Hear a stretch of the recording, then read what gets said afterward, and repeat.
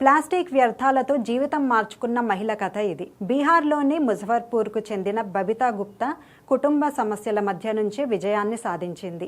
2010లో భర్త ప్రమాదానికి గురై దివ్యాంగుడిగా మారడంతో నలుగురు పిల్లల బాధ్యత మొత్తం ఆమెపై పడింది. మొదట గాజులు అమ్ముతూ జీవనం సాగించిన ఆమె 2012లో స్వయం సహాయక సంఘంలో చేరి చిన్న వ్యాపారాన్ని ప్రారంభించింది. అయితే చుట్టూ ఉన్న ప్లాస్టిక్ వ్యర్థాలను గమనించి వాటిని ఉపయోగకరమైన వస్తువులుగా మార్చాలని నిర్ణయించింది. 2020లో శిక్షణ తీసుకుని ప్లాస్టిక్తో అలంకరణ వస్తువులు తయారు చేయడం మొదలుపెట్టింది. ఈ ఉత్పత్తులు జాతరల్లో మంచి డిమాండ్ పొందాయి. తర్వాత స్వచ్ఛ భారత్ మిషన్ గ్రామీణ్ కింద పనిచేస్తూ పెద్ద స్థాయిలో ఉత్పత్తి ప్రారంభించింది. ఇప్పటి వరకు ఆమె 200 మందికి పైగా మహిళలకు శిక్షణ ఇచ్చి ప్రతి ఒక్కరికి నెలకు 5,000 నుంచి 6,000 ఆదాయం వచ్చేలా చేసింది.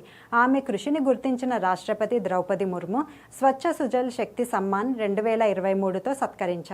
ప్లాస్టిక్ వ్యర్థాన్ని అవకాశంగా మార్చిన ఈ కథ ఇప్పుడు ఎంతో మందికి ప్రేరణగా నిలుస్తోంది.